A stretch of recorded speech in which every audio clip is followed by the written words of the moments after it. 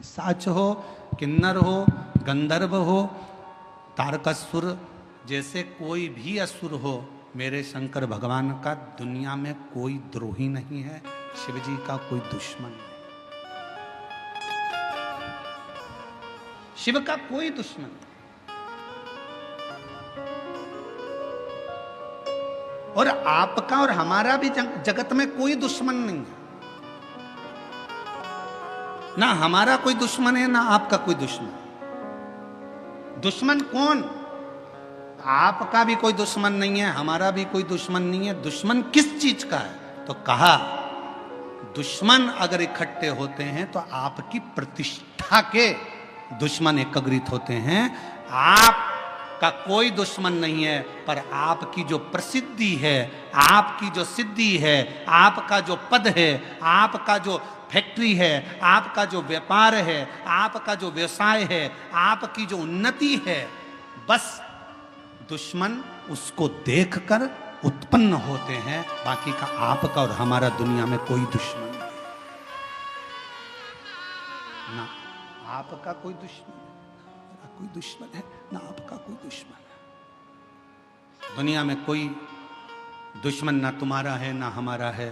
केवल प्रसिद्धि को देखकर, सिद्धि को देखकर, आपकी सिंहासन को, आपकी सत्ता को देखकर उसके दुश्मन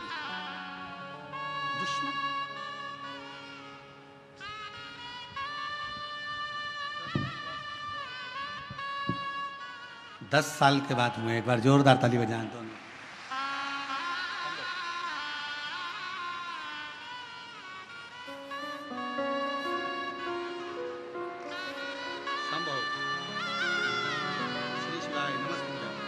प्रणाम करो, प्रणाम करो,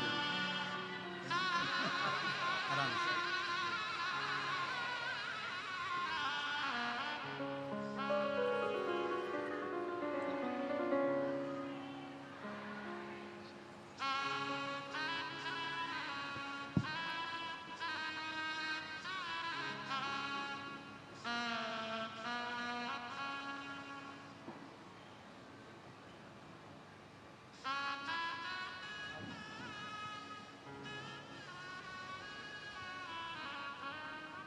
जिस पर भी हो गई तेरी कृपा करुणा वो भगवान,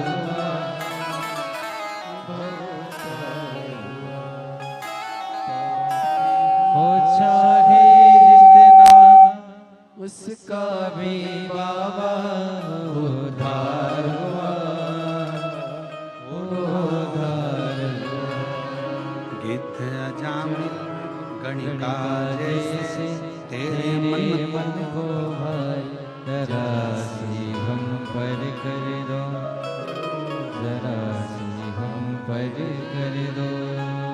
तेरी कृपा का क्या है भरोसा कब किस पर हो जाए, जरा सी हम पर कर दो, जरा सी हम पर कर दो।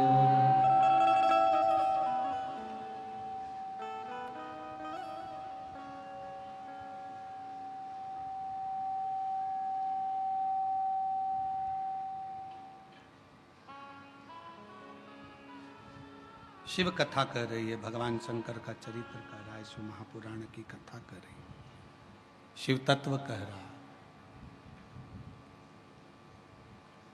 कोई दुश्मन नहीं।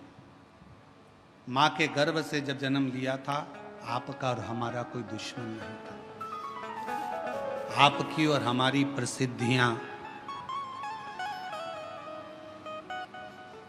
जब बहुत आगे बढ़ बढ़कर अगर कोई कार्य करता है तो लोग उससे भी ईर्ष्या करने लगते हैं। ईर्ष्या। पर क्या सोचना, एक हंस और एक कौवा, दोनों में अंतर होता है। हंस और कौवे में बहुत अंतर होता है। हंस किसी को देखकर अगर सरोवर के तट पर कोई आ जाए या कोई पशु आ जाए, पक्षी आ जाए, मनुष्य आ जाए, गंधर्व आ जाए, देवता आ जाए, जलचर आ जाए, हलचर आ जाए, कोई भी अगर वहां आ जाता है तो हंस कभी चिल्लाता नहीं।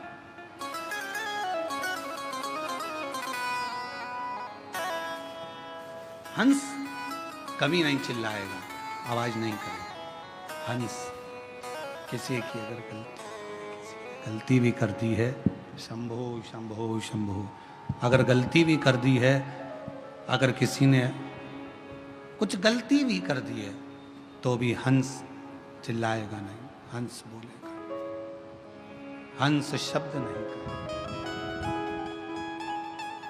क्योंकि वो हंस है। और कौवे का क्या काम है? कौवा, किसी ने कुछ करा और कौवे ने चिल्लाना प्रारंभ कर। दो तरह के मनुष्य होते हैं, एक हंस स्वभाव का होता है, किसी की बुराई देखकर भी उसकी बुराइयों को सामने नहीं कहता। इस शिव महापुराण की कथा में से ये सीख लो, बहू अगर गलती कर रही है तो उसको एकांत में ले जाकर समझाओ, बेटा तुमने ये गलती करी। बेटे ने गलती करी है तो उसको एकांत में ले जाकर समझाओ कि तुमने गलती करी। भाई गलती करे उसको एकांत में ले जाकर समझाओ कि तुमने ये गलती करी। देवरानी जेठानी कोई गलती करे तो एक दूसरे को एकांत में ले जाकर समझाया जाए कि तुमने ये गलती करी है। सबके सामने न बहू को चिल्लाइए, सबके सामने न सास को चिल्लाइए, सबके सामने न भाई को चिल्लाइए, सबके सामने किसी को मत चिल्लाइए। क्यों? अगर आप आज अपनी बहू को सबके सामने चिल्लाकर बोलोगे तो वो बहू का सत्कार सबके सामने खत्म हो जाएगा। फिर मोहल्ले के लोग भी उसको चिल्लाकर बात करेंगे, छोटे छोटे बच्चे भी चिल्लाकर बात करेंगे, आप शब्द कहेंगे। पत्नी को भी अगर कुछ कहना है, पत्नी को भी अगर शब्द कहना है तो पति को चाहिए कि उसको एकांत में ले जाकर फिर कुछ बात कहे, किसी के सामने कोई संबोधन ना कहे, कोई संबोधन, एकांत, शांत, चुप, मौन। कल कथा में कहा था, गलती किससे नहीं होती? जम के बोलो, किससे नहीं होती है? भगवान से। इंसान से गलती हो रही है तो समझ लेना कि वो इंसान है, गलती का पुतला ही तो मनुष्य है। अगर गलती नहीं करेगा तो फिर तो भगवान बन जाएगा। गलती हो रही है तो इंसान है, गलती नहीं कर रहा तो वो तो भगवान बन गए हो। और जगत में ऐसे बहुत सारे भगवान घूम रहे हैं, बहुत ऐसे। हाँ, हमने कभी कोई गलती नहीं करी, हम कभी गलती करते ही नहीं है, हमने आज तक जिंदगी में कोई गलती नहीं करी। तो ऐसा व्यक्ति मिल जाए तो सिर पे पल्लू लेके उसके पांव पड़ लो, तू तो भगवान है रे, तू तो देवी देवता है रे, धन्य है जो तूने गलती नहीं करी, धन्य। कल की कथा में था ये प्रसंग। कल की गलती हो रही है, मानव है, मनुष्य है, मानव का शरीर है, करेगा गलती। हंस और कौवे में एक अंतर है, हंस गलती को देखता है तो भी चुप रहकर एकांत में जाकर कह देता है कि तुमने ये गलती करी। हंस कभी चिल्लाकर नहीं कहता। और कौवा एक ऐसा होता है जो कोई गलती करे तो काऊ काऊ काऊ काऊ कर कर कर चिल्ला चिल्ला कर इकट्ठा करेगा, सारे कौवों को इकट्ठा कर लेगा। और वो कौवे भी कुछ नहीं करेंगे, वो भी काऊ काऊ करेंगे। कौवे का काम है कि सबको इकट्ठा करना है, चिल्लाओ काऊ काऊ काऊ करो, इसने ये गलती करी है, चिल्लाना चालू करो। और कौवे का काम है वो चिल्लाता रहेगा, इकट्ठा करेगा, सबको एकत्रित करेगा। और वो कौवे भी चिल्लाएंगे, बहुत चिल्लाएंगे। पर निवेदन है, कौवा मत बनना, हंस के झुंड में जाकर बैठना, थोड़ा समझना समझाना।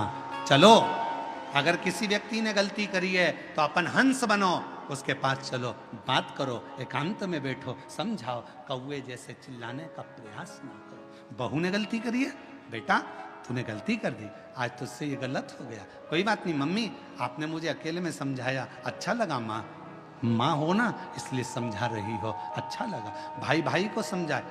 लंकापति रावण ने विभीषण को लात मारी भरी सभा में। विभीषण ने रावण को समझाया भरी सभा में, गलती दोनों की थी।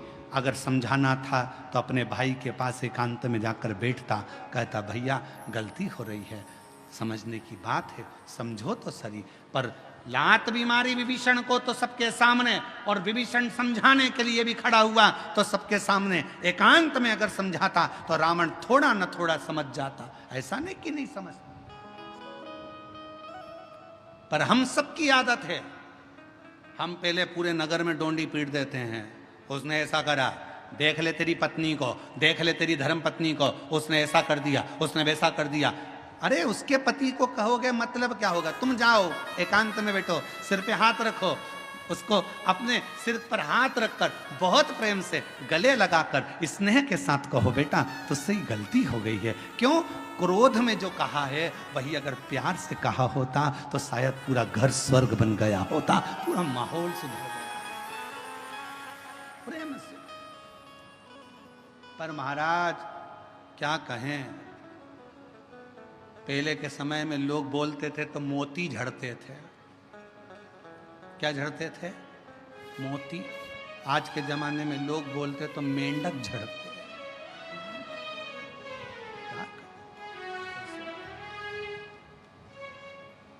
स्नेह करो।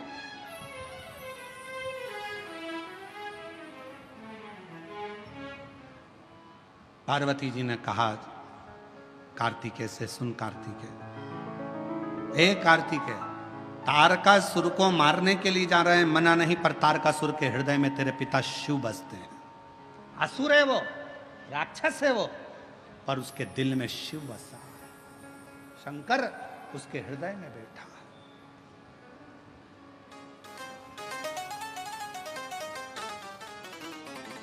कभी कभी अपने स्मरण करना, एकांत में बैठकर सोचना, विचारना, अपने पर भगवान शंकर की इतनी कृपा कैसे है, तो तुम्हें अंदाजा लगेगा। तुम्हारे जो पिताजी थे, तुम्हारी जो माताजी थी, या तुम्हारे जो बुजुर्ग थे, उनमें से कोई ना कोई शंकर का भक्त था, इसलिए शिव ने करुणा कर रखी है। पिता को जो वचन दिया, पिता ने एक लोटा जल चढ़ाया, पिता ने भूखे को भोजन कराया, पिता ने प्यासे को पानी पिलाया, पिता ने शंकर के मंदिर में आनंद कराया, तो भगवान शंकर ने भी कह दिया कि तुम अगर चले भी गए तो तुम्हारी औलाद की रक्षा करना और उसको धन और वैभव देना हमारी जवाबदारी। उसका नाम कुबेरेश्वर महादेव है, तो देता।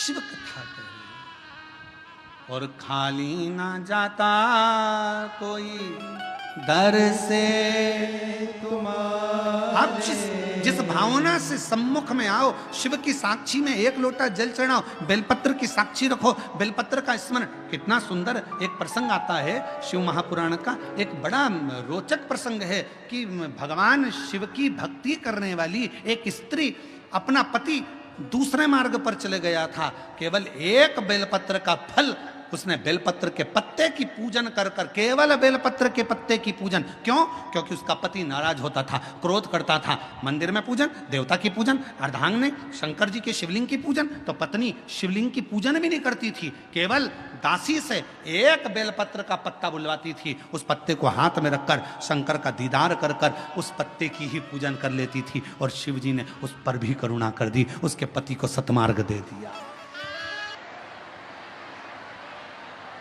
थोड़ा भीड़ ज़्यादा है भक्तों का, फिर भी जहाँ जैसी जगह मिले वैसा बैठें और हृदय से बाबा की प्रार्थना करें, निवेदन करें, विनय करें, साथ में बोलें सभी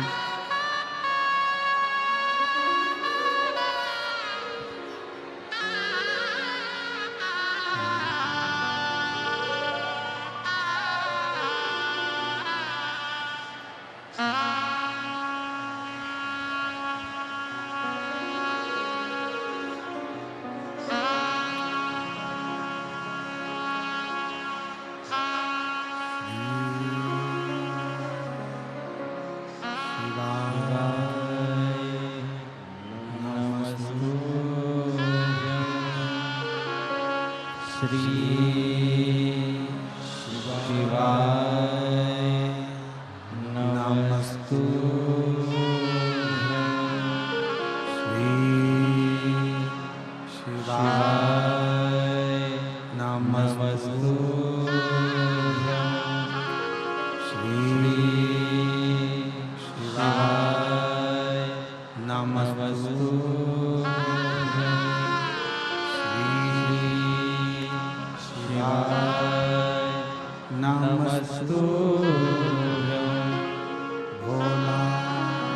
सब दुख काटो हमारा, ओ भोला सब दुख काटो हमारा।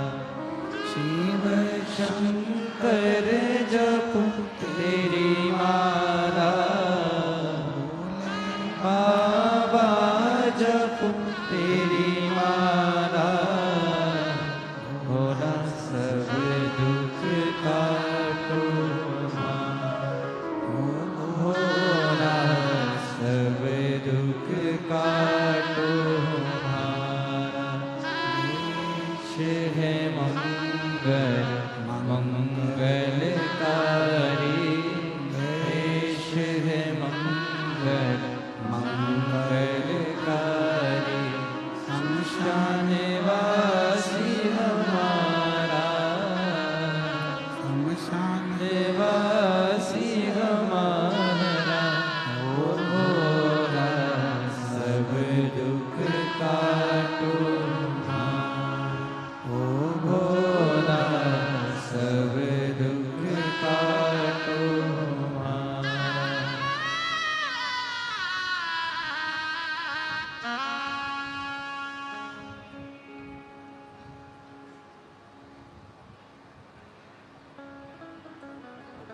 बाबा देवादिदेव महादेव भगवान शिव वरदानी त्रिकालदर्शी कैलाशी विनाशी भगवान शंकर की पवित्र कथा कह रही है, शिव महापुराण वर्णन कर रही है, शिव तत्व कह रहा है। भगवान शिव की कथा बाबा देवादिदेव महादेव का चरित्र कह रहा है। एक ऐसी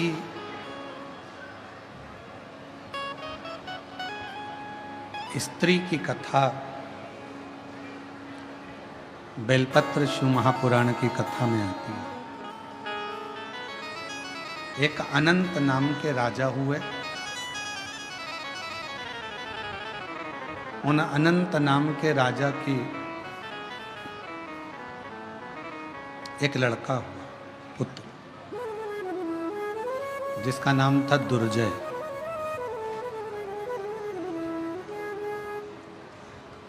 और दुर्जय बड़ा पराक्रमी था, वीर था।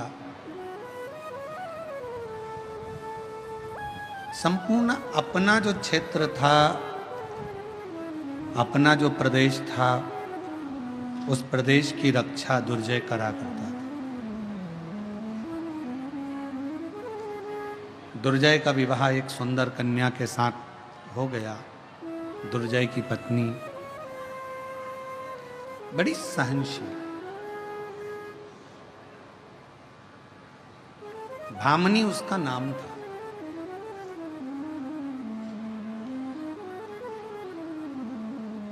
और दुर्जय की धर्म पत्नी भामनी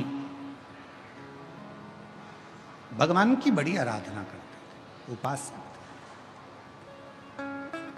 और अभी आपको कथा में कहा कि तारकासुर के हृदय में शिव विराजमान है, तो माँ जगतजननी दुर्गा भवानी खुद कह रही हैं कि तू तारकासुर को मारना, पर उसके हृदय में कोई बाण ना लगे,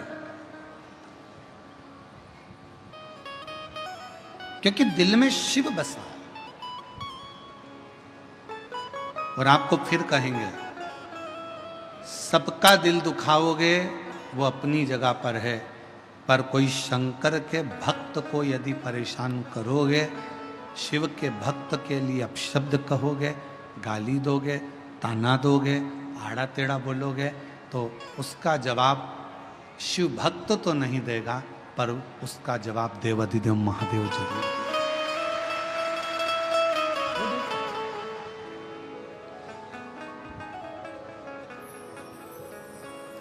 कूर्म पुराण का ये चरित्र कह रहा है। दुर्जय की जो पत्नी थी भामनी, वो बड़ी धर्मात्मा थी, पुण्यात्मा थी। जैसे अभी कथा में कहा, दादा परदादा कोई पुण्य कर कर चले जाते हैं, उसके पुण्य का फल हमको भोगने को मिलता है। अपने पिता के कोई पुण्य होंगे, उसका फल अपने को भोगने को मिलता है। अपनी माता के कोई पुण्य होंगे, उसका फल अपने को भोगने को मिलता है।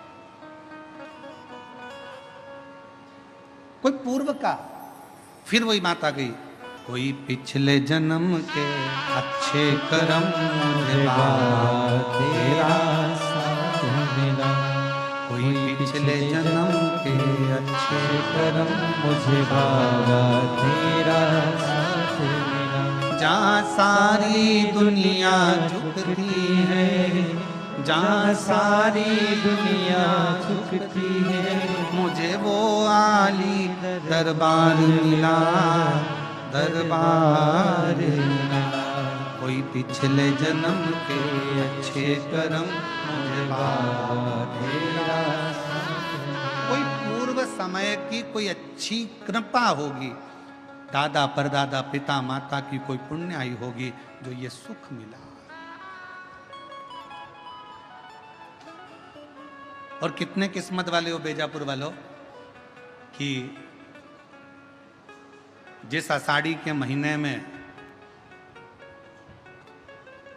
पूरे महाराष्ट्र के ही नहीं पूरे भारत के लोग दंडी करते हैं, उस आषाढ़ी में आप शिव महापुराण की कथा श्रवण कर रहे हो हरि विठ्ठल की कृपा से। मैं फिर पुनः संजयती परिवार को बहुत बहुत धन्यवाद देता हूँ।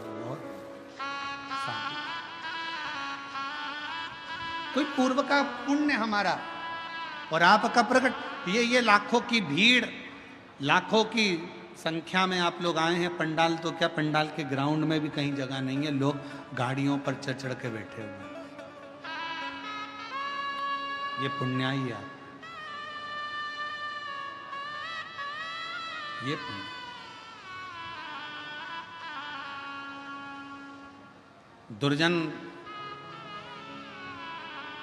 दुर्जय की धर्मपत्नी भामनी, दुर्जय की धर्मपत्नी भामनी शिव की उपासक थी, बहुत उपासक।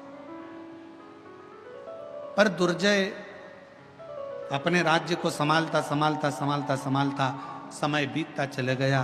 और एक दिन दुर्जय के मन में आया कि मैं मृगा करने के लिए जाता हूं। कोई हिरण को मारने के लिए, मृगा करने के लिए घोड़े पर बैठ गया, निकल गया।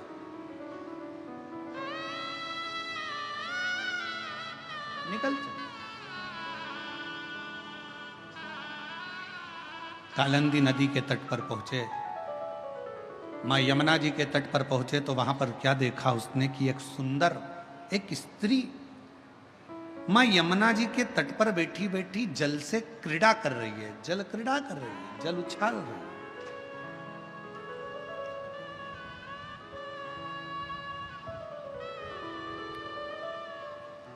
जल क्रीड़ा कर रही है, जल उछाल रही है। ये मृगा करने के लिए गया था, धीरे धीरे घूमते घूमते उस स्त्री के पास में पहुंच गया। और दुर्जय जैसे ही उस स्त्री के पास पहुंचा तो उससे पूछा कि तुम कौन?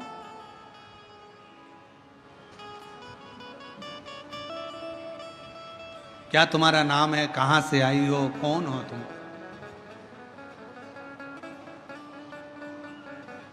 उस स्त्री ने कोई जवाब नहीं दिया। दुर्जय ने फिर पूछा, और शिव महापुराण की कथा यह कहती है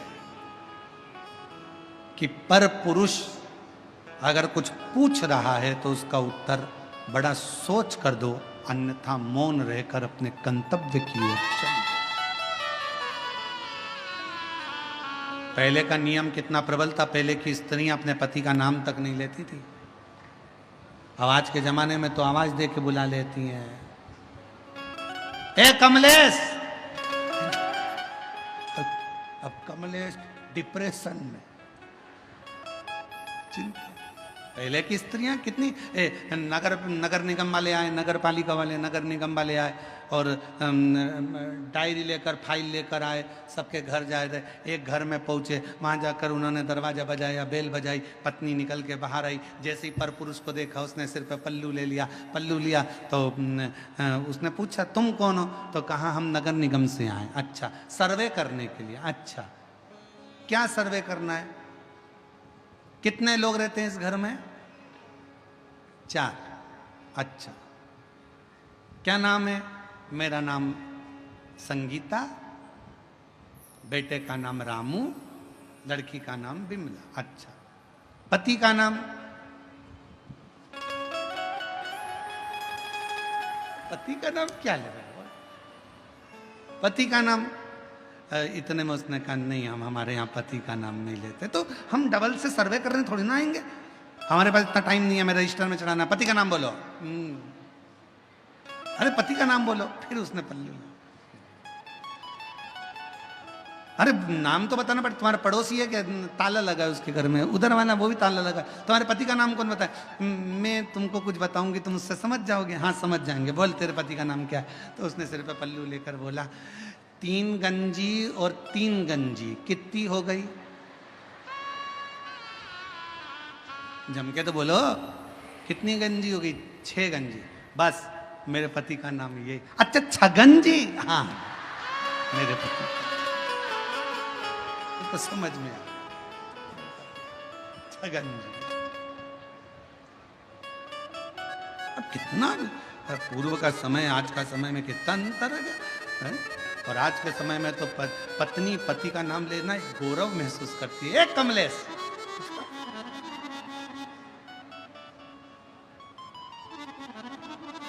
पहले के समय में बहू को अगर अपने पति से कुछ कहना होता था ना, तो डायरेक्ट नहीं कहती थी, पहले सास से कहती थी, सास ससुर से कहती थी, ससुर अपने बेटे से कहता था। आज के ज़माने में तो बहू को कुछ भी कहना है, भरी सभा में लोग बैठे हैं और पति को कुछ भी कहना है, इशारे में आ जाए तो ठीक है, नहीं तो बाजू में जाके कोनी मार के चलो वो जाए। अब दुर्जय की पत्नी बड़ी धर्मात्मा थी, बामना। दुर्जय मृगा करने के लिए गया, यमुना जी के तट पर, कालिंदी नदी के तट पर पहुंचा।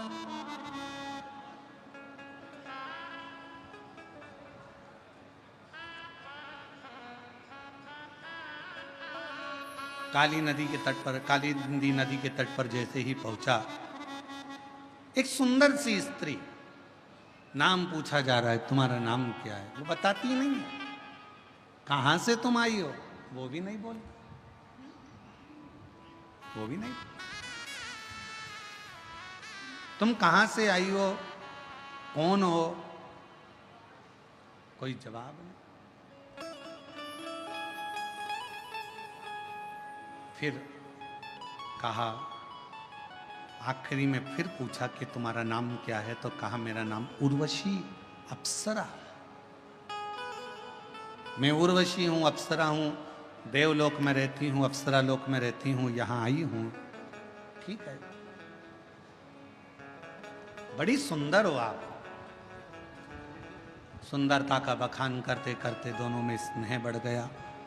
दुर्जय, भामनी का पति, वहीं पर रह गए।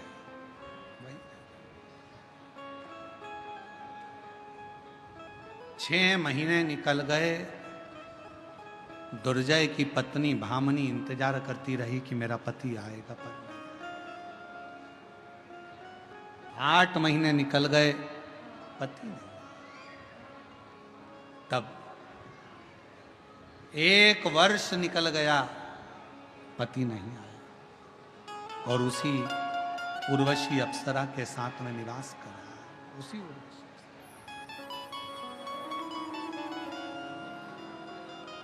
वही निवास कर रहा है। एक दिन भामनी के मन में, जरा ध्यान देना, बेलपत्र शिव पुराण की कथा चल रही है, बहुत सावधानी से सुनिएगा। आज कथा का 6ठा दिवस है। आज की कथा को शिवरात्रि की कथा मानी जाती है और कल कथा का समय सुबह 8 बजे से 11 बजे तक कथा स्थल पर रहेगा। टीवी पर वही 1 बजे से 4 बजे तक रहेगा। पर जो आज की कथा है उसको अपनी जिंदगी में उतारना जरूर कि एक बेलपत्री की महत्वता कितनी है, उसको समझिए।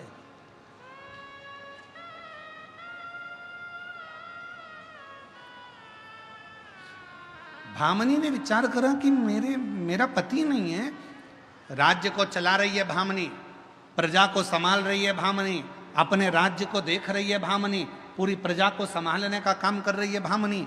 और धर्म पत्नी का सबसे बड़ा एक धर्म और है, धर्म पत्नी का सबसे बड़ा धर्म यह है कि पति के पथ पर पति चल रहा है उसको बल प्रदान करना।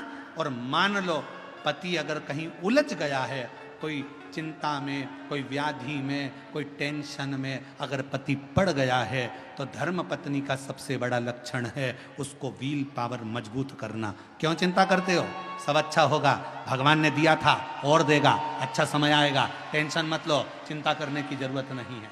क्यों चिंता करते हो, किस लिए?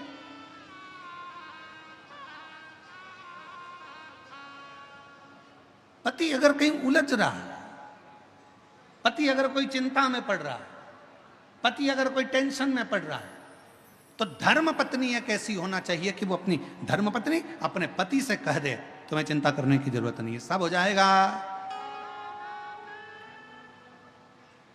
सब हो जाएगा। और तेरी कृपा का क्या है भरोसा, कब किस पर हो जाए जरा ऐसा कौन सा काम है दुनिया का जो नहीं होगा, सब होगा। थोड़ा रुको, शांति रखो, क्यों चिंता करते हो? भामनी ने लगा, मन में भामनी क्या आया कि मेरा पति नहीं, राज्य संभालना है, संभाल रही है, भामनी देख रही है, पूरे राज्य को संभालने का काम कर रही है, संभालती है। श्रावण का महीना आ गया और भामनी को शिव की आराधना करती थी, उसके स्मरण में यह नहीं आया कि कल शिवरात्रि है और वो भी श्रावण की शिवरात्रि है। यह भामनी की चित्तवृत्ति में नहीं बैठी, भामनी की बुद्धि में यह बात नहीं बैठी कि कल शिवरात्रि। और ऐसा हुआ। मेरी जीजियों एक बात आपसे पूछें, उत्तर देना।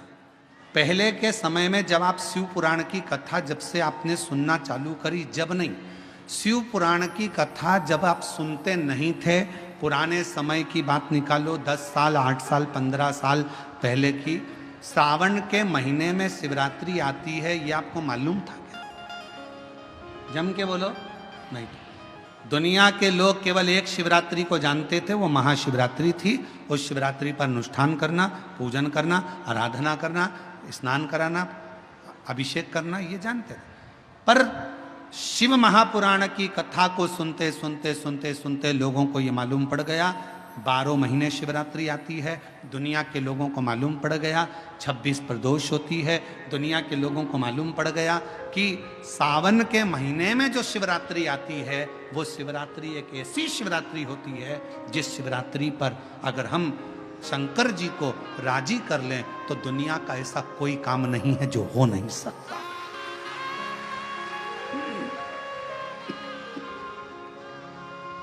शिवरात्रि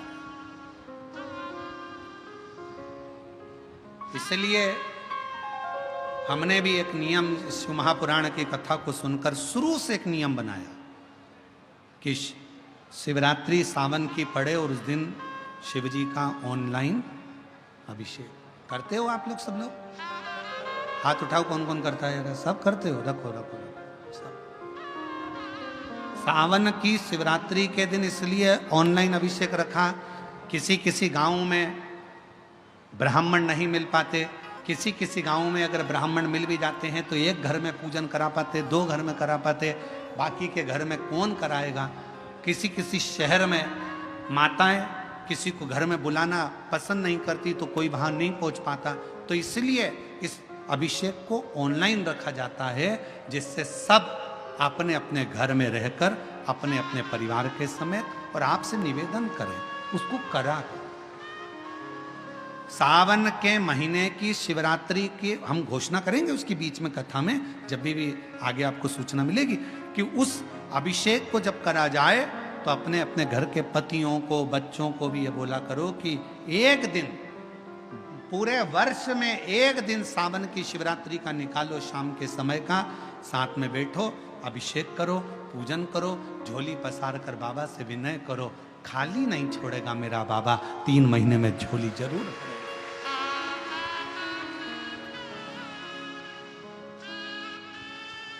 एक पत्र है, देखिए,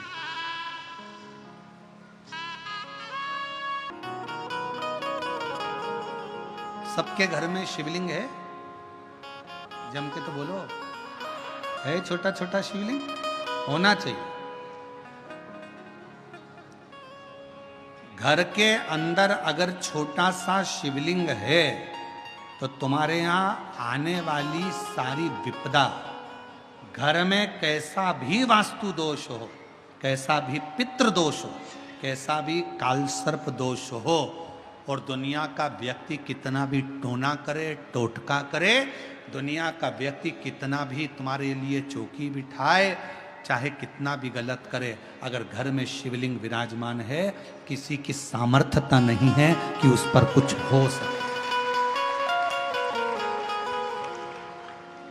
शिवलिंग का सबसे पहले के समय में लोग कहते थे कि घर में शिवलिंग है तो सूना मत छोड़ना, रोज जल चढ़ाना जरूरी है, पूजन करना शिव महापुराण की कथा कहती है, घर के अंदर अगर शिवलिंग है, तुम 2 महीना, 5 महीना, 4 महीना, 6 महीना, 3 महीना, 1 साल, 15 दिन, 20 दिन के लिए अगर मान लो बाहर भी जा रहे हो, कहीं चले भी जा रहे हो, तो चिंता करने की जरूरत नहीं है। शिवलिंग के ऊपर एक चावल का दाना, एक बेलपत्र चढ़ाकर तुम कहीं पर भी चले जाओ, शिवलिंग कभी दोष नहीं देगा, तुम्हारे को बद्दुआ नहीं देगा, कभी नहीं देगा। आप आराधना करिए शंकर की, आप पूजन करिए शिव की।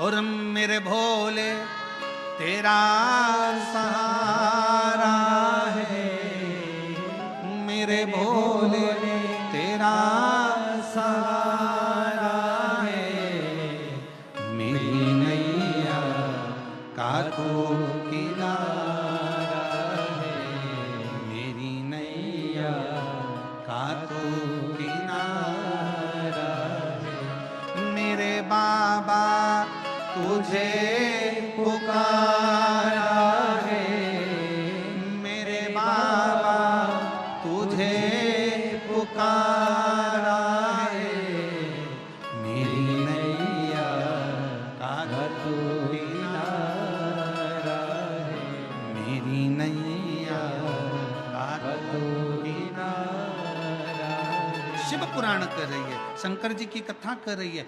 आप घर में छोटा सा शिवलिंग, भामनी ने विचार करा, मुझे तो कोई रखता नहीं, मुझे मंदिर जाने देते नहीं, मैं शिव की आराधना करने जा सकती नहीं, तो भामनी ने अपनी दासी को भेजा और दासी से कहा, तू एक काम कर, उसको मालूम नहीं है कि कल शिवरात्रि है, वो भी श्रावण की शिवरात्रि है। उसने अपनी दासी को भेजकर एक बेलपत्र बुलवा ली, और बेलपत्र, फिर वही निवेदन, बेलपत्र लेकर आओ तो मंत्र दीजिए, ओम, जम के बोलो ओम नमः शिवाय, और बेलपत्र लेकर आओ तो फिर कामना करिए, बाबा शिव शंकर ने माँ गोरा आपको बुलाया है, कष्ट हरने के लिए, दुख हरने के लिए, आप चलिए, आपको बुलाया है।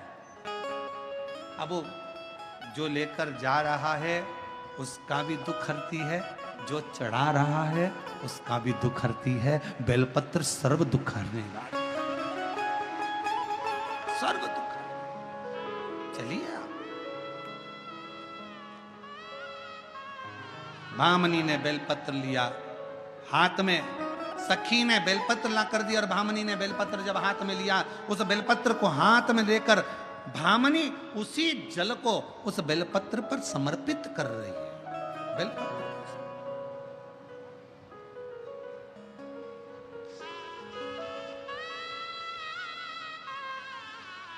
वीर शैव लिंगायत संप्रदाय में, पद्धति में, संप्रदाय में जो उनके गले में शिवलिंग होता है, उस शिवलिंग को हाथ में रखकर वो अभिषेक पूजन करते हैं। यहाँ जो बैठे होंगे लिंगायत संप्रदाय के, वो जानते होंगे। हाथ में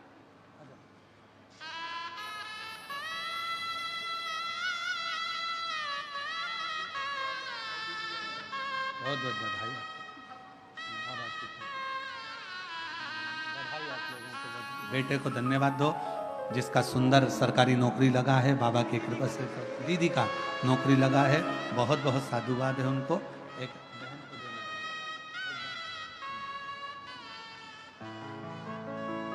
शिव कथा कर रही है।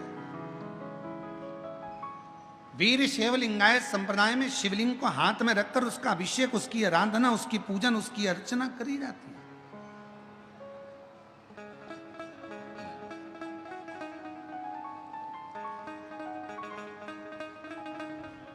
एक बेलपत्र,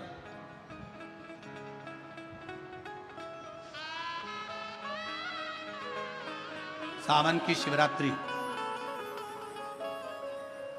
और सावन की शिवरात्रि में एक बेलपत्र जब आपके पास में हो, सावन की शिवरात्रि में एक बेलपत्र यदि आपके पास में हो, तो सावन की शिवरात्रि पर एक बेलपत्र को अगर आप स्पर्श कर कर भी अपने मन की कामना कर कर शिव जी को अगर समर्पित करते हो, तो यह निश्चित है मेरा देव अधिदेव महादेव आपकी मन की कामना पूर्ण करता है।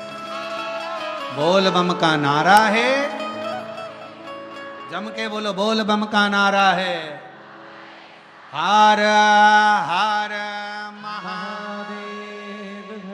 शिव भामनी ने बेलपत्र को हाथ में लेकर उसी का अभिषेक, उसी का पूजन, उसी की आराधना, उसी की अर्चना कर, उसी की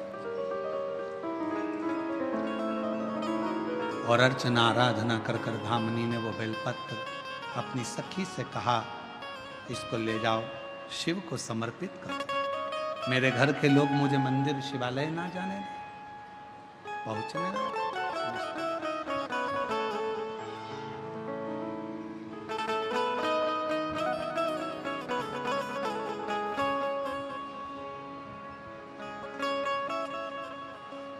और भोलेनाथ नमन चरणों में।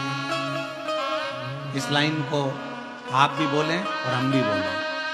भोलेनाथ नमन चरणों में स्वीकार कीजिए, सबका किया है मेरा भी उद्धार कीजिए, उद्धार कीजिए। हे त्रिपुंडधारी, हे त्रिशूलधारी, हे त्रिपुंडधारी, हे त्रिशूलधारी। चरणों में तेरे बाबा जी पावन है चारों धाम, तेरी देव करते वंदना, पूजे सीताराम। चरणों में तेरे बाबा जी पावन है चारों धाम, तेरी देव करते वंदना, पूजे सीताराम। हो जाए पूरी कामना, हो जाए पूरी कामना। उपकार कीजिए, सबका किया है मेरा भी उद्धार कीजिए, उद्धार कीजिए। हे त्रिपुंडधारी, हे त्रिशूलधारी, हे त्रिपुंडधारी, हे त्रिशूलधारी। भामनी ने बेलपत्र का स्पर्श कर कर, पूजन कर कर सखी को दिया, ले जाओ शिव को चढ़ा दो। रात्रि का समय था, सखी ले जाए शंकर को चढ़ाई, पति की सुधि आई, दुर्जय को सुध आ गई। मैं अपना घर, अपनी पुरी, अपना नगर, अपना महल छोड़कर आया। उर्वशी को हाथ पकड़कर कहा, हे सुंदरी उर्वशी, तुम अप्सरा हो, तुम्हारे साथ में रहते रहते मुझे 1 वर्ष से ज्यादा हो गया। मैं अपनी पुरी को, अपने नगर को, अपने महल को भूल गया था। मेरा मन कर रहा है कि मैं एक बार अपने नगर में, अपनी पुरी में जाऊं।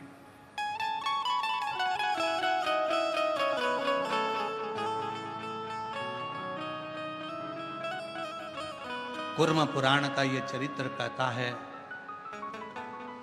शिव महापुराण की यह पवित्र कथा का आनंद कहता है, मुझे अपने नगरी की याद आ गई, जाऊं। चलिए। उर्वशी ने रोका, तुम मुझे छोड़कर जा रहे हो? मैं तुम्हें नहीं छोड़ना चाहती।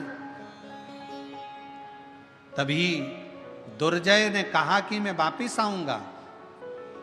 उर्वशी ने कहा, तुम्हें वापिस आना पड़ेगा, तुम सौगंध खाकर जाओ और वचन देकर जाओ कि तुम आओगे मेरे लिए। कहा ठीक है, मैं आऊंगा। दुर्जय चला गया, घर पहुंचा। भामनी ने देखा कि मेरा पति आया है, उसके चरणों को प्रणाम कर कर कहा, स्वामी 1 साल से ज्यादा हो गया, 1 वर्ष के बाद आ रहे, कहां चले गए थे? चेहरा उतरा हुआ था, लज्जित सम्मुख था। कैसे बताऊं अपनी पत्नी को कि दूसरी एक अप्सरा के चक्कर में मैंने तुझे त्याग दिया था?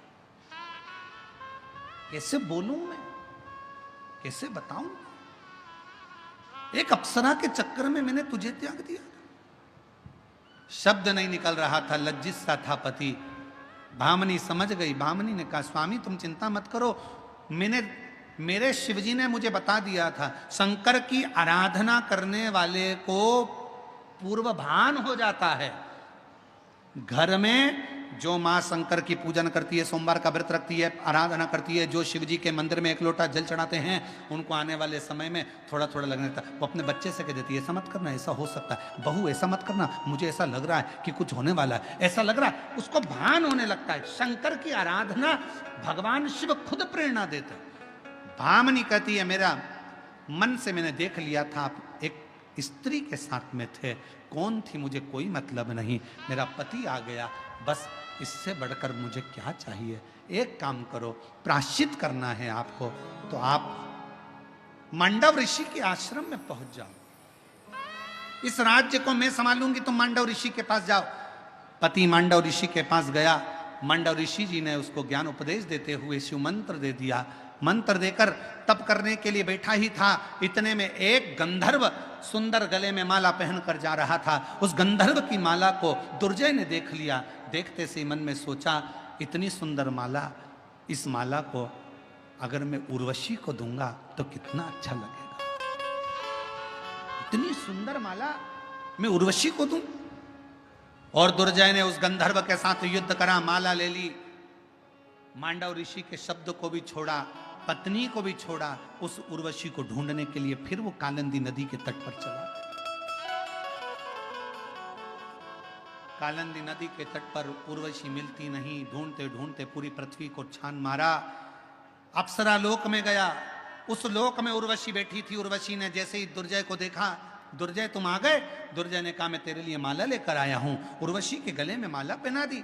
उर्वशी बड़ी प्रसन्न हो गई। प्रसन्न होकर दुर्जय को उर्वशी ने देखा और मन में सोचा कि इसने मुझे ढूंढने के लिए रात दिन एक कर दिया।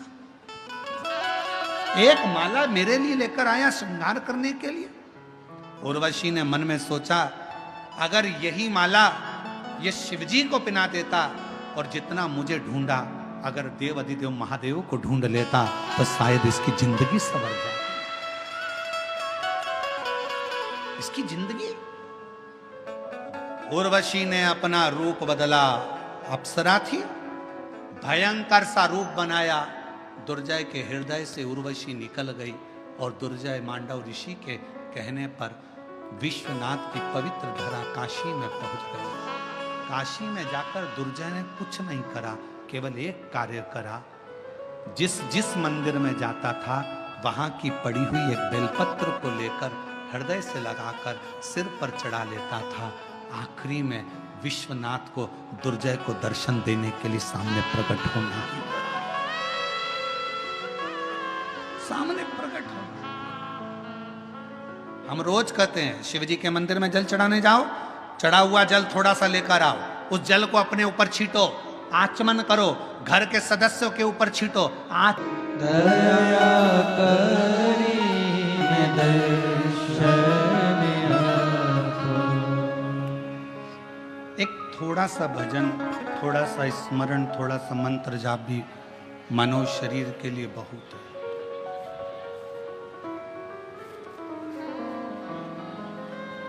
एक प्रसंग शिव महापुराण में आता है कि एक बार देव ऋषि नारद को अपनी विद्वत्ता का अभिमान आ गया।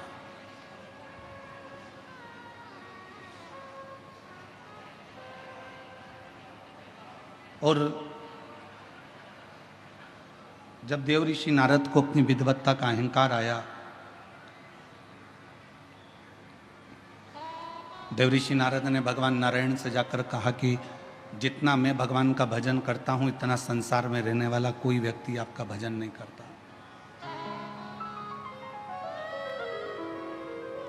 जितना मैं मंत्र जाप करता हूं, उतना कोई मंत्र जाप नहीं करता। जितनी बार मैं आपका नाम लेता हूं, उतना नाम शायद कोई भी नहीं लेता। भगवान विष्णु ने कहा, हो सकता है कि आपका मंत्र जाप प्रबल हो, आप श्रेष्ठ हो, मना नहीं।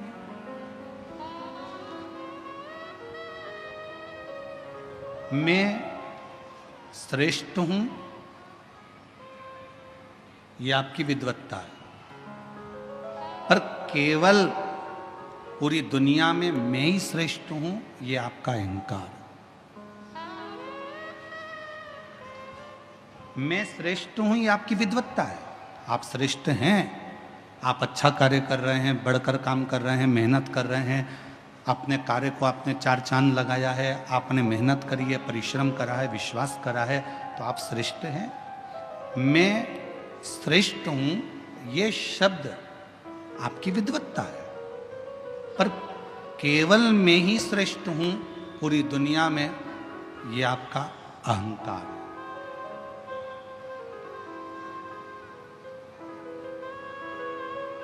शिव महापुराण की कथा तो यहां तक कहती है, आप अगर भगवान की पूजन कर रहे हो, दान कर रहे हो, भजन कर रहे हो, स्मरण कर रहे हो, तो भी भगवान के सामने इतना जरूर कहना, प्रभु मेरे हाथों को ऐसा बनाकर रखना कि मैं ये दान, ये धर्म, ये पुण्य करता रहूं, और तेरे हाथ की छाया मेरे सिर पर ऐसी बनाकर रखना कि मेरा भंडार भरा रहेगा, तो मैं दोनों हाथों से ये लुटाता चलूं।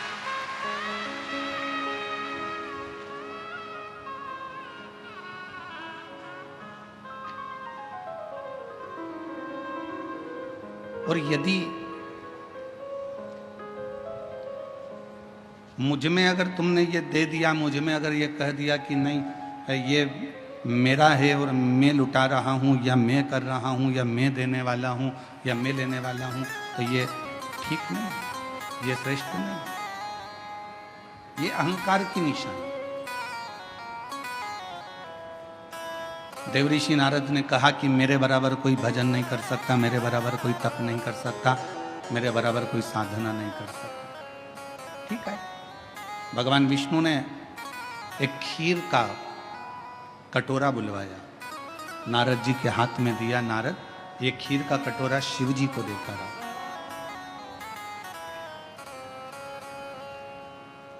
अब नारद जी से कहा कि शिव देवाधिदेव महादेव जी के पास में ये खीर का कटोरा लेकर जाओ, परंतु इसकी खीर एक बूंद भी नीचे नहीं गिरना चाहिए, नहीं गिरेगी। खीर का कटोरा लेकर नारद जी चले, धीरे धीरे धीरे धीरे भगवान शिव जी के पास पहुंचे और ले जाकर दे दिया। नारद जी ने कहा, आपने मेरा उत्तर नहीं दिया भगवान विष्णु से कि पूरी दुनिया में मैं श्रेष्ठ हूं, मेरे बराबर कोई भजन नहीं कर सकता, मेरे बराबर कोई कीर्तन नहीं कर सकता, मेरे बराबर कोई मंत्र जाप नहीं कर सकता, मेरे बराबर कोई नाम जाप नहीं कर सकता। भगवान नारायण ने कहा कि एक बात बता नारद, तो खीर का कटोरा लेकर गया था, खीर कहीं गिरी तो नहीं? नहीं नहीं नहीं नहीं गिरी। ठीक है, कटोरा ले जाते तूने मेरा नाम कितनी बार लिया? देवऋषि नारद ने कहा यदि नाम लेता तो खीर ही गिर जाती, इसलिए एक बार भी मैंने नाम नहीं लिया। भगवान नारायण ने कहा नारद, तुझसे तो बड़ा संसार में रहने वाला एक मनुष्य है जो दुकान पर जाता है तो मेरा नाम लेता है और आता है तो मेरा नाम लेता है। खेती कर रहा है तो मेरा नाम ले रहा है, कर्म कर रहा है तो मेरा नाम ले रहा है। तो कहा उसने कोई सन्यास नहीं लिया, उसने कोई तपस्या नहीं करी, उसने कोई साधना नहीं करी, उसने अपना घर नहीं छोड़ा, अपनी प्रॉपर्टी नहीं छोड़ी, अपना परिवार नहीं छोड़ा। भगवान नारायण ने कहा नारद, पूरी लिस्ट उठाकर देखना, जिन्होंने घर छोड़ा उनको परमात्मा बहुत मुश्किल से मिला। मीरा अपने घर में रहकर गिरधर को प्राप्त कर ली, संत तुकाराम जी घर में रहकर हरि विठ्ठल को प्राप्त कर लिए, नामदेव जी घर में रहकर भगवान पांडुरंगा हरि विठ्ठल को प्राप्त कर लिए, मुक्ताबाई ने भगवान को प्राप्त कर लिया, रामकृष्ण परमहंस ने अपने परिवार में रहकर माँ जगत जननी को प्राप्त कर लिया, कर्माबाई ने अपने घर में रहकर जगन्नाथ को प्राप्त कर लिया। इस संसार सागर में प्रहलाद भी घर में रहा, भगवान को प्राप्त किया। ध्रुव जी घर में रहे, भगवान को प्राप्त किया। घर में रहकर भजन करने वाले को परमात्मा शीघ्र मिल जाता।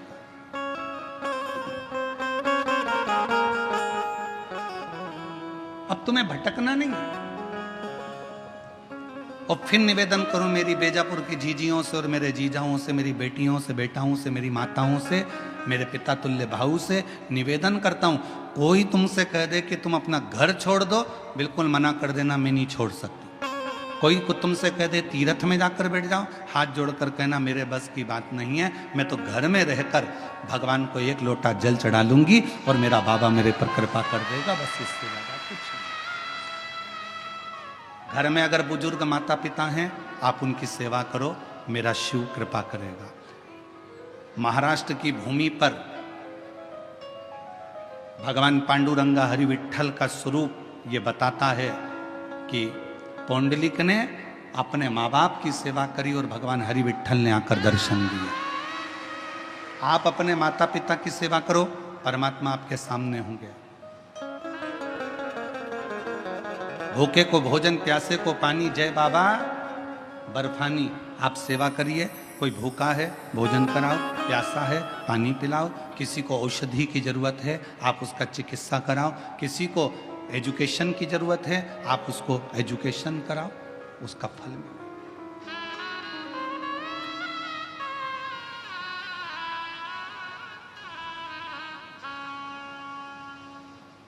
जरूरी नहीं है कि आप किसी व्यक्ति को कोई धन दोगे तो दानी कहलाओगे।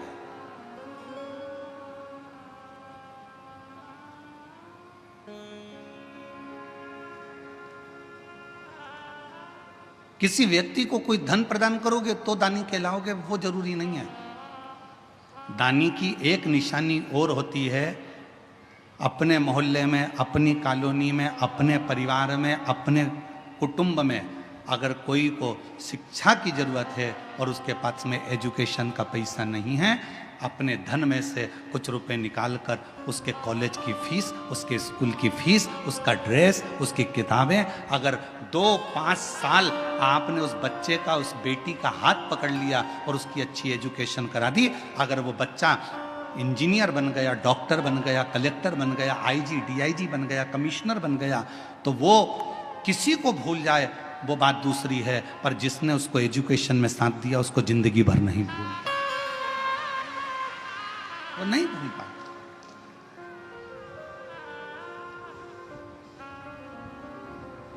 और हम अपनी व्यासपीठ से कई बार कह चुके, हमारे पास में हमारे माता पिता, हमारे पिताजी चने का ठेला लगाते थे, नहीं था धन। हम 5 भाई बहन का परिवार पिताजी चने का ठेला लगाते, उसमें भी उनकी आंखों में मोतियाबिंद हो गया था, दिखता नहीं था। ठेला खड्डे में निकल जाता था तो पूरा चना जमीन पर ढुल जाता था। हमारी माँ दौड़ कर जाती थी, चने का पूरा ठेला बीनती, वापिस रखती, घर पर लाकर उसको फिर छांटती, फिर ठेले पर रखती, फिर वो बिकने के लिए जाती। एजुकेशन करने के लिए पैसा नहीं था। पर हमारे एक अग्रवाल परिवार में एक हमारे मित्र थे, रितेश अग्रवाल शामू, उसके कपड़े पहनकर हम स्कूल चले जाते थे। उनकी किताबों से हमने अध्ययन किया, तब जाकर कॉलेज तक पहुंचे। और सब कुछ भूल जाएं, पर जिसने हमारी एजुकेशन के समय पर साथ दिया, नहीं था पढ़ने के लिए किताबें, नहीं था खाने के लिए अन्न, पर जो साथ उस समय पर दिया वो आज तक याद आती है कि उन्होंने हमको पढ़ाई तो करवाई, विद्या अध्ययन तो करवाए। एक एजुकेशन। और हम फिर कहेंगे, आप अपनी बेटी को दहेज देते हो, कितना देते हो, हमें उससे मतलब नहीं है। आप अपनी बेटी को कितना दहेज दे रहे हो, गाड़ी दे रहे हो, बंगला दे रहे हो, क्या दे रहे हो, हमें उससे मतलब नहीं है। पर शिव महापुराण की कथा में हिमालय राज ने अपनी बेटी पार्वती का कन्यादान में कोई दहेज नहीं दिया था।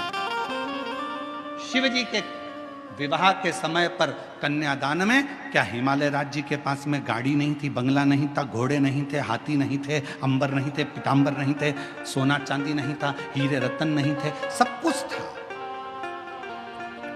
हिमालय राज ने अपनी बेटी के कन्यादान में अगर कुछ दिया था तो अपनी बेटी को अच्छी शिक्षा देकर भेजा था। और शिक्षा से बड़ा कोई कन्यादान नहीं हो सकता। एजुकेशन से बड़ा कोई दान नहीं दुनिया में, शिक्षा से बड़ा कोई दान नहीं है। आप अपनी बेटी को भले कुछ दो चाहे मत दो, पर उसकी अच्छी शिक्षा कराइए। बेटी को पढ़ना है, पढ़ाई करवाइए। मम्मी मुझे 12th करना है, मुझे इस सब्जेक्ट से करना है, कर बेटा। मम्मी मुझे कॉलेज करना है, कर बेटा। पर इतना मेरी बेटियों से भी निवेदन है, खूब तुम्हारे माँ बाप तुम्हें अच्छी एजुकेशन कराएंगे, तुम्हारे माता पिता तुम्हें पढ़ाएंगे। बस बेटियों से इतना सा निवेदन है, एजुकेशन करते करते तुम अपनी बुद्धि को मत फेर लेना, अपने कन्यादान का मौका अपने माँ बाप को जरूर देना, इतना याद रखना। एजुकेशन कराएं माता पिता अपनी बेटी को, क्योंकि कन्यादान से बड़ा दान है विद्या का दान, शिक्षा का दान।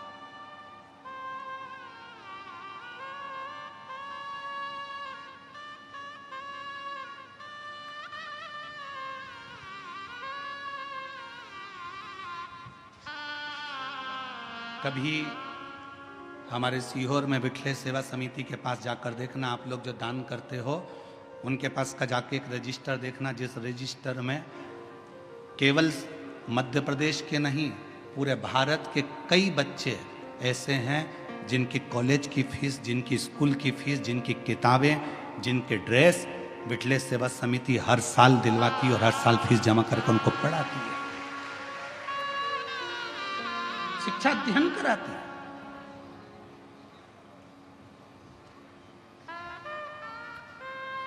विद्या मत दो किसी को कुछ, आपका धन अपने पास में रखो, मना नहीं, पर उस धन का सदुपयोग करो। ये शरीर मिला, बहुत अच्छा दिया परमात्मा ने, बड़े सुंदर आप लोग हुए हैं। भगवान ने 2 हाथ भी दिए, 2 पाँव भी दिए, नेत्र भी दिए, श्रवण शक्ति भी दी, जिह्वा भी दी, अपनी एक इंद्रियां, 5 कर्म इंद्री, 5 ज्ञान इंद्री और 1 मन, 11 इंद्रियां भी परमात्मा ने दिया। ये पूरी इंद्रियां, ये पूरा शरीर जो परमात्मा ने दिया है, इसको सदुपयोग में लगाओ। व्हाट्सएप चलाते चलाते, फेसबुक चलाते चलाते किसी की निंदा भी लिखी आ जाए तो उस पर कोई कमेंट्स नहीं, नो कमेंट्स, कोई कमेंट्स नहीं। हमने विद्या अध्ययन करी है, हमें भगवान की विद्या, हमने शिक्षा ग्रहण करी है। हमारी शिक्षा में ये नहीं सिखाया जाता कि कोई फेसबुक पर किसी की बुराई करे और तुम उसमें कमेंट्स करो, ये हमारी शिक्षा नहीं बताती। हमारी शिक्षा तो ये बताती है कि जहाँ कोई अच्छा व्यक्ति चल रहा हो उसके पथ के पीछे चलो तो अपन भी मंजिल तक पहुँच जाते हैं। ये हमारी शिक्षा कहती है, ये हमारी विद्या कहती है।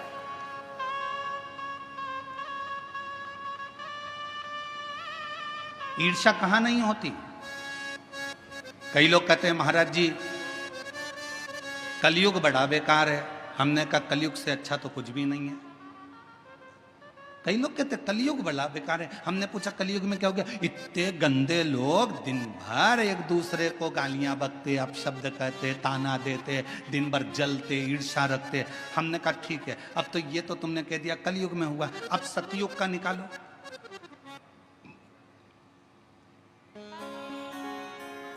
त्र्यंबकेश्वर बाबा की कथा निकाल लो, ज्यादा दूर मत जाओ, यही महाराष्ट्र की त्र्यंबकेश्वर बाबा की कथा निकालो।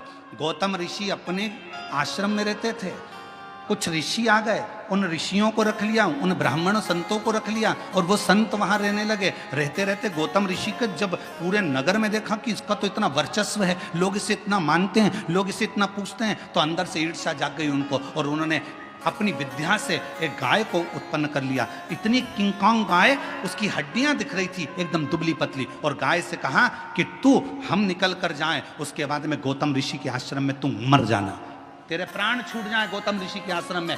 जैसे ही वो संत निकल कर गए गौतम ऋषि के आश्रम में वो गाय मर गई। गौतम ऋषि के आश्रम में गाय मरी, उन्होंने वापिस लौट कर आए और गौतम ऋषि पर गौ हत्या का दोष लगा दिया। गौतम बाबा पर गौ हत्या का दोष लगा। गौतम बाबा को जगह जगह भटकना पड़ा।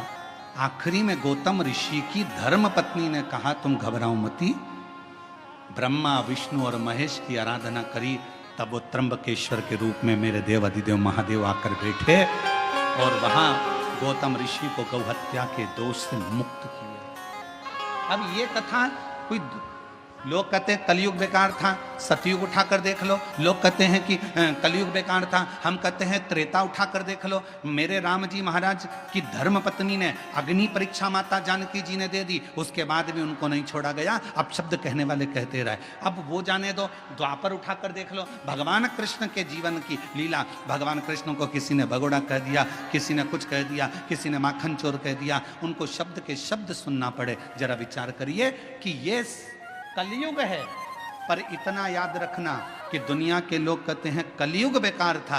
शिव महापुराण की कथा कहती है ऐसा कोई युग नहीं जिस युग में निंदा करने वाले पैदा नहीं हुए, अपशब्द कहने वाले पैदा नहीं हुए, आड़ा टेढ़ा बोलने वाले पैदा नहीं हुए, गाली देने वाले पैदा नहीं हुए। हर युग में हुए, बस अंतर इतना है उस युग में तुम पैदा नहीं हुए थे, इसलिए तुमको मालूम नहीं है।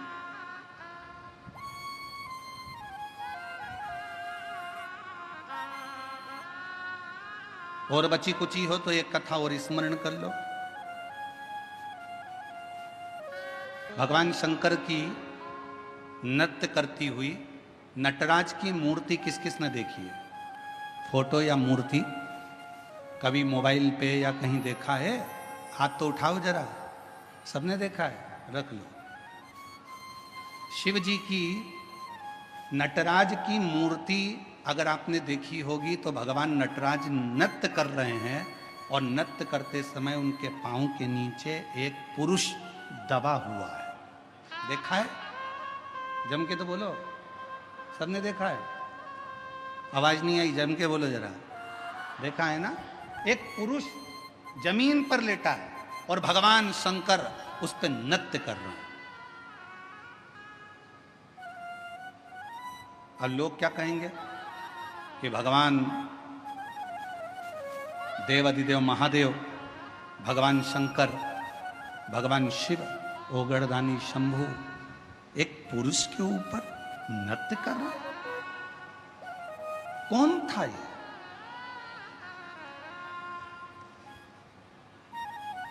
शिव महापुराण की कथा ने कहा कुछ ऋषियों में भगवान विष्णु और भगवान शिव में कौन बड़ा है उसके लिए विवाद छिड़ गया। और विवाद छिड़ा तो इतना छिड़ा कि वो आपस में लड़ पड़े, खूब लड़े।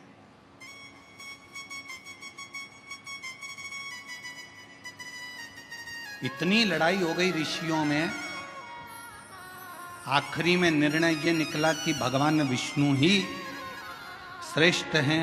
उनकी बुद्धि में ये बैठ गया और उन्होंने शंकर जी को निंदा करना प्रारंभ कर दिया। अब वो शिव जी को व्यर्थ समझने लगे। अब जब भगवान शंकर को व्यर्थ समझने लगे तो ऋषियों के मन में आया कि कुछ भी हो, अगर ये शंकर भगवान को व्यर्थ समझ रहे हैं, उनकी निंदा कर रहे हैं, उनके लिए अपशब्द बोल रहे हैं, तो ऋषियों ने एक पुरुष को प्रकट करा। उस पुरुष का नाम था अपस्मार। जो शिव जी के नटराज की मूर्ति के नीचे जो पुरुष सोया रहता है उसका नाम है अपस्मार। क्या नाम है?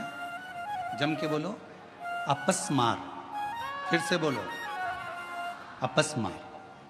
एक पुरुष उत्पन्न किया और पुरुष उत्पन्न कर कर उस पुरुष को आज्ञा दी, जाओ जाकर देवादिदेव महादेव को समाप्त कर दो। अब उन ऋषियों को समझाए कौन? जिसके अधीन स्वयं काल हो, जो स्वयं कालो का भी काल महाकाल हो, उसे कौन समाप्त करेगा? कौन मारेगा? कहा, ए अपस्मार पुरुष, तुम्हें जाकर भगवान देवादिदेव महादेव का संहार करना है, उनको समाप्त करना है।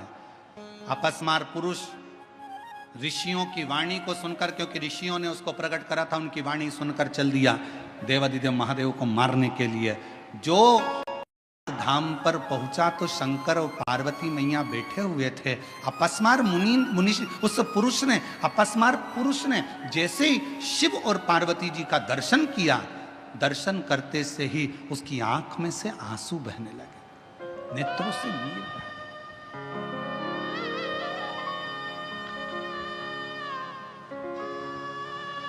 शिव जी का ध्यान चले गया और भगवान शंकर का ध्यान गया। शिव जी ने देखा कि ये पुरुष आया है और हमको देखकर रो रहा है, आंख से आंसू बह रहा है।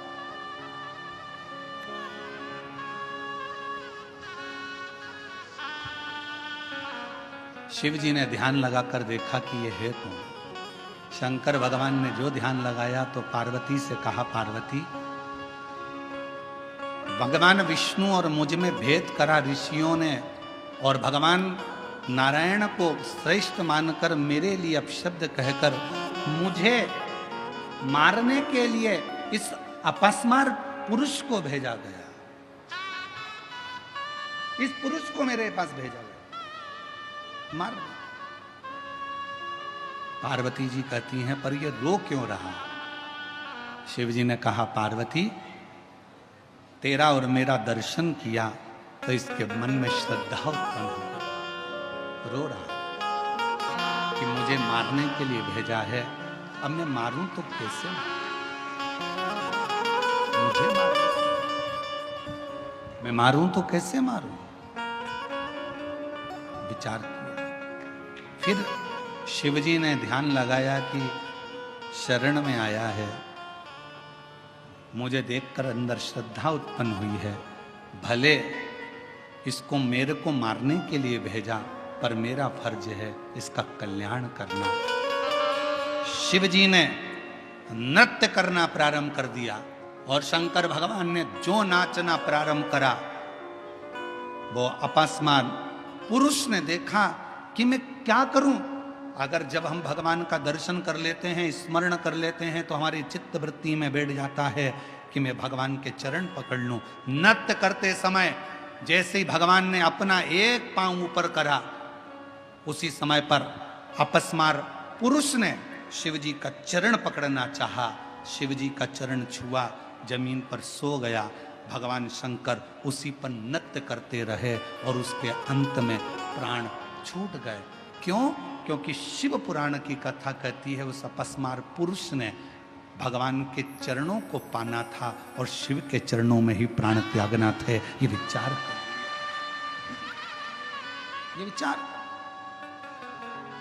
और हम तो बाबा के भरोसे चलते हैं, हम तो बाबा के भरोसे चलते हैं।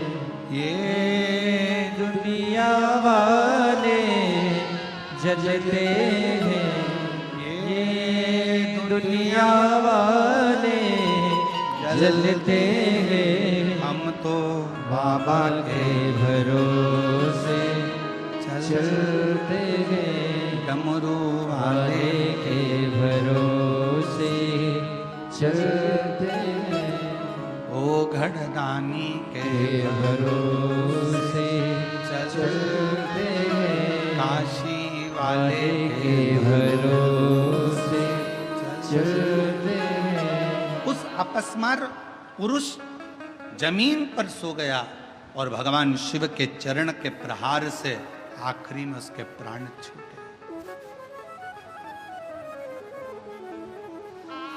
असुर था, शिव को मारने के लिए आया था। कोई दूसरे ने पैदा नहीं करा था उसको, ऋषियों के क्रोध ने, ईर्ष्या ने उसको जन्म दे दिया था।